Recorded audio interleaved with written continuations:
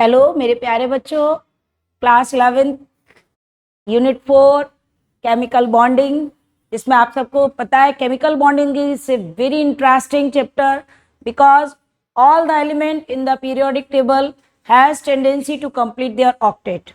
That's why they have tendency to lose or gain or share the electron. अभी आपने जब first chapter पढ़ा था 11th क्लास में, तो उसमें आपने सारे जनरल इंट्रोडक्शन, जनरल चीजें पढ़ी, molarity, molality, atomic number, mass number and so on. Chapter number second आया, आपने स्ट्रक्चर ऑफ एटम डिटेल में पढ़ा कि एटम का स्ट्रक्चर क्या है, Rutherford, Bohr's and so on. Then after third chapter में आपने देखा how the elements are arrange, elements किस तरीके से पीरियोडिक टेबल में अरेंज किए गए, what is the criteria and what is the effect of the periodicity in the element, like that in atomic radii, in ionization potential, electronegativity and in electron gain enthalpy. And then after in chapter number 4 अब हम ये देखेंगे कि ये elements दूसरे element से किस तरीके से कंबाइन हो रहे हैं और कंबाइन होने के बाद उनकी क्या क्या स्टेजेस आती हैं. Either they are present in the solid state और इन द लिक्विड स्टेट और इन द गैस स्टेट. वो किस तरीके से अलग अलग स्टेजेस में जाते हैं and what are the bond angles, what is the geometry and what is their magnetic behaviour. ये सब कुछ हमारा एक सिंपल सा टॉपिक है. This is a very interesting topic. This is called as a hybridisation. आज हम आपको हाइब्रिडाइजेशन पढ़ाएंगे. हाइब्रिडाइजेशन एक बहुत इंपॉर्टेंट टॉपिक है. और सबसे पहली बात है कि what is the hybridisation. Hybridisation होता क्या है. एक्चुअल में hybrid word is a very common. It's particularly used in animals, it is used in crops, variety of flowers.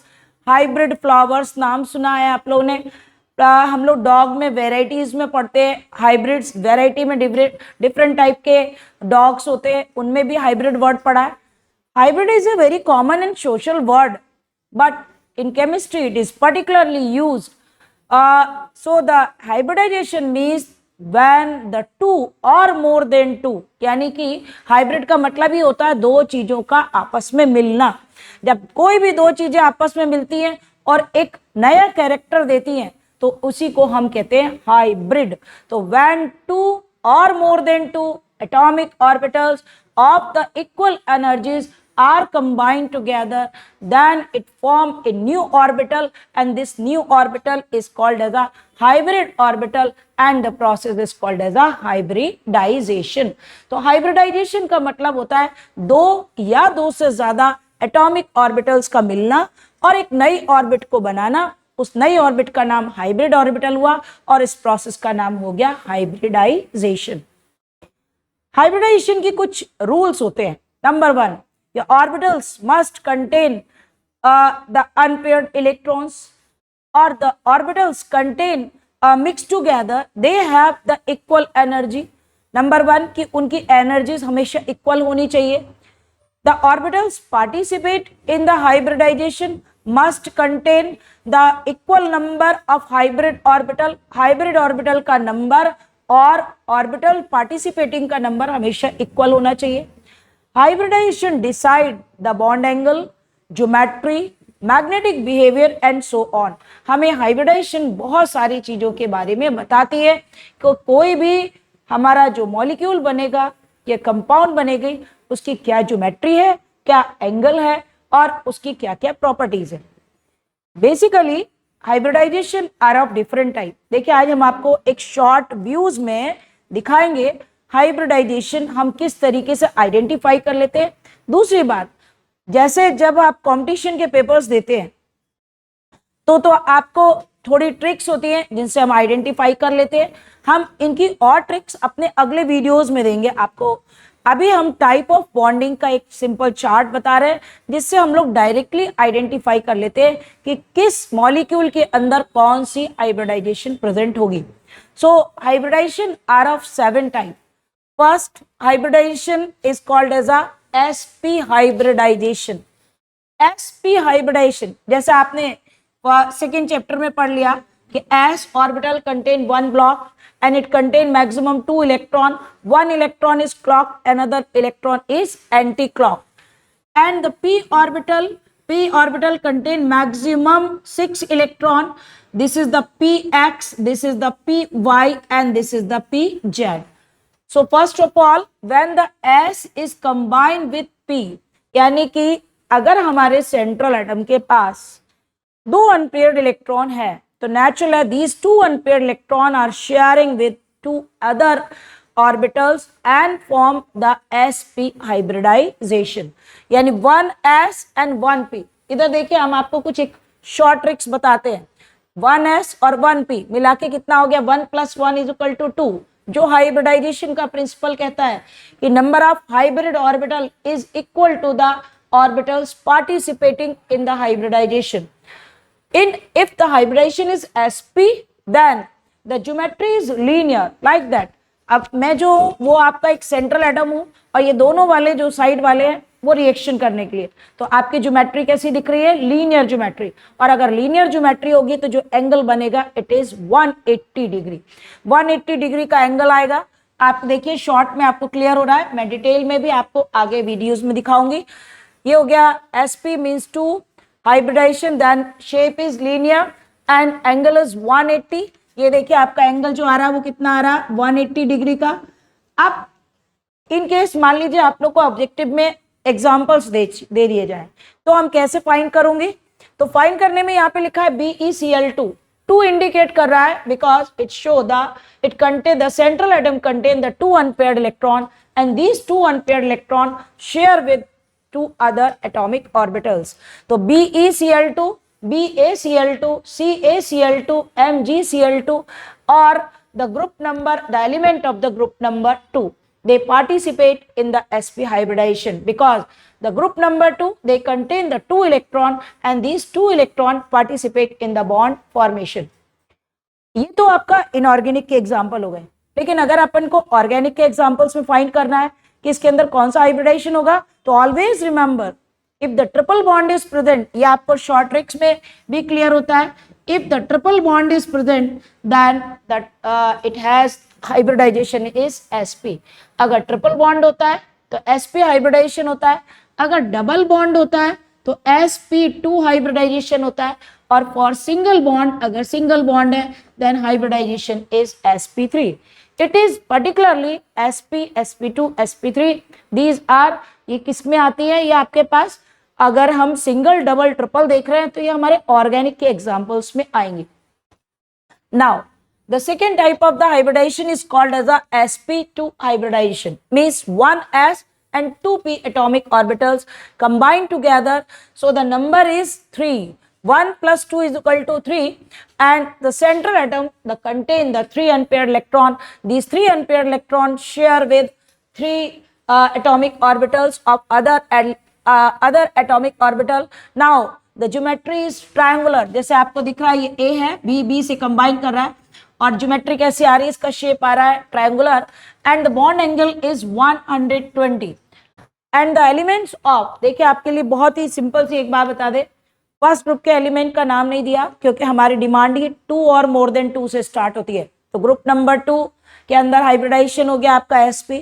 Group number 13 means valence orbit contain the 3 unpaired electron and these 3 unpaired electron share with 3 other and then 3 means 1s and p के 2. तो hybridisation कौन सा हो गया, sp2. For example bf3, AlCl3, AlF3 भी ले सकते थे. एंड जैसा कि मैंने अभी आपको एग्जांपल में बताया कि अगर डबल बॉन्ड है तो हाइब्रिडाइजेशन कौन सा होगा, sp2. ठीक है. Now this is a very important for class 11th. Class 11th में sp3 के ऊपर बहुत सारे क्वेश्चंस मिलते हैं. sp3 मीन्स क्या हो गया, when 1s and 3p atomic. 3 का मतलब 1s and 1px, 1py and 1pz. एक s का और p के 3 का मतलब px, py, pz. All the p orbital contain the 3 unpaired electron and 1 unpaired electron present in the s orbital. जब आपको डिटेल के क्वेश्चन आंसर्स बताते हैं तो उसमें हम लोग ओपन करके दिखाते हैं कि ग्राउंड स्टेट से वो एक्साइटेड स्टेट में कैसे जाता है.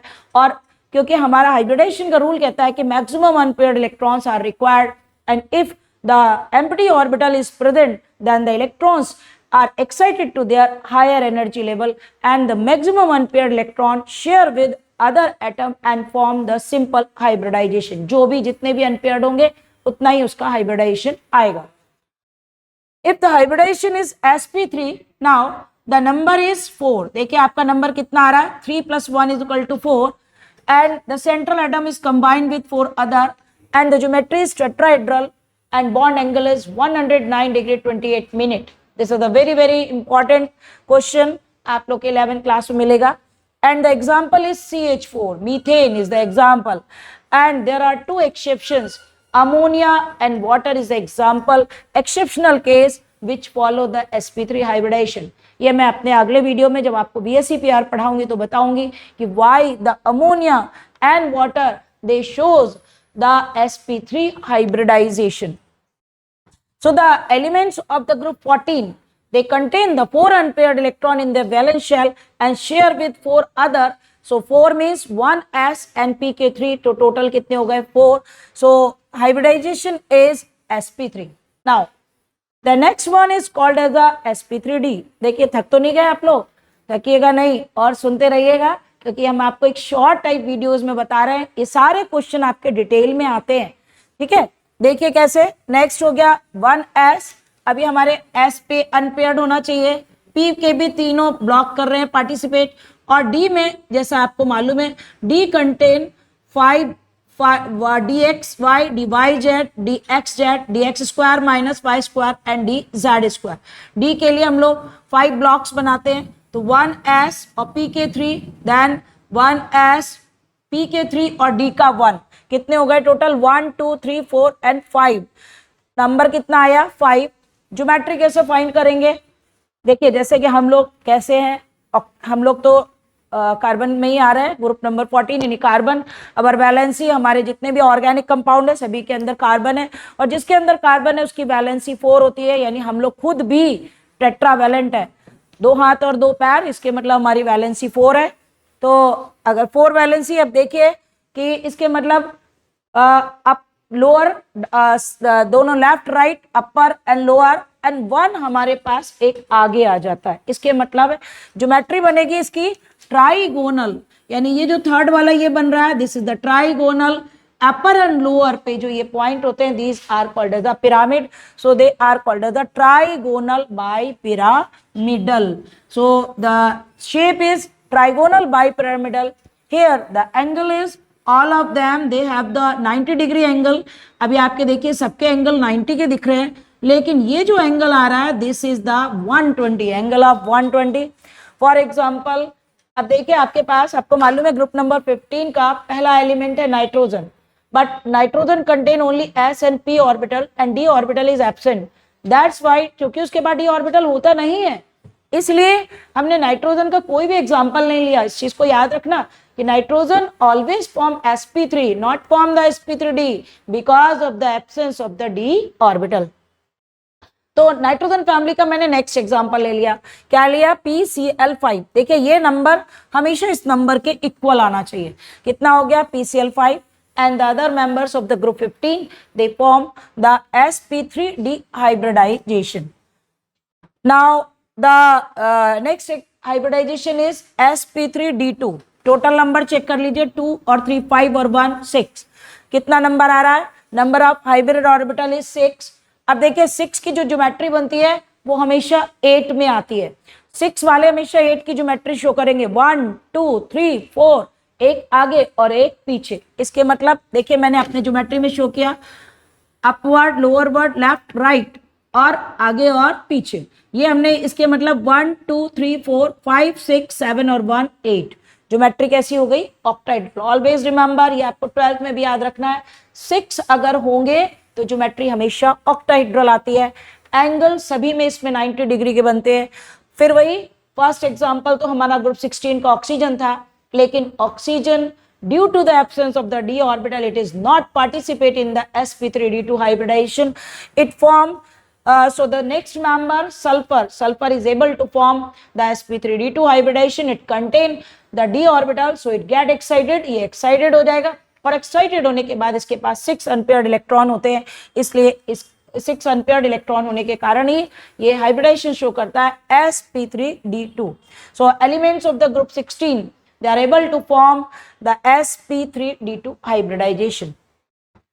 Now the next hybridization is called as the sp3d3. sp3d3 मतलब 3 + 3 + 1 = 7. अभी कितने हो गए टोटल 7. 7 का मतलब है कि 5 + 2 कर लीजिए, ये हो गया हमारे पास 1 2 3 4 5 6 और 1 7. ये आपको ज्योमेट्री देखिए दिख रही होगी, पेंटागोनल, और अपर और लोअर के लिए हम लोग वर्ड यूज करते हैं पिरामिड. सो क्या नाम हो गया इसका? Its shape is pentagonal bi pyramidal. Here the angle is 72 and only one example, this is the IF7. You already know, जो आपको मालूम होगा, group number 17, they contain the 7 electron in their valence shell, particularly iodine.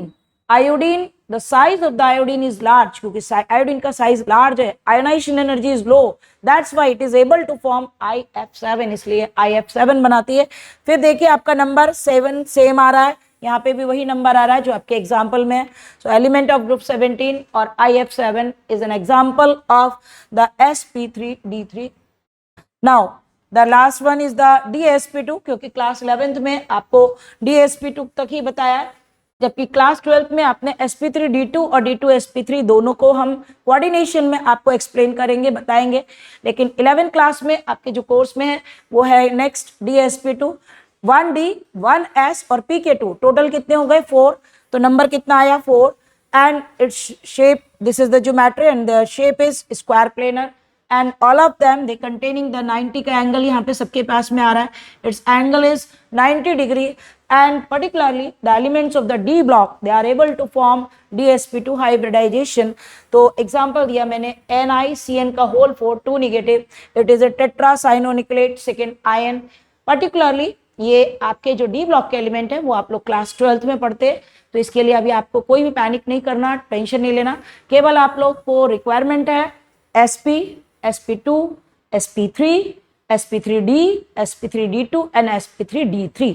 देखिए एक बात याद रखिएगा कि जितना भी हमारा हाइब्रिडाइजेशन, हाइब्रिड ऑर्बिटल का नंबर हमेशा जो ऑर्बिटल पार्टिसिपेट करती है उसके नंबर के बराबर आता है. तो हमको ये सिंपल ट्रिक होती है, और इसके अलावा भी मैं आपको एक शॉर्ट ट्रिक अपने नेक्स्ट वीडियो में बताऊंगी, जिससे अगर हमें कोई भी आयोनिक कंपाउंड भी दे दिया जाए उसका भी हम हाइब्रिडाइजेशन फाइंड आउट कर सकते हैं. आपको मेरा वीडियो पसंद आया होगा, लाइक कीजिएगा, सब्सक्राइब कीजिएगा, कमेंट दीजिएगा. Thank you for watching my video.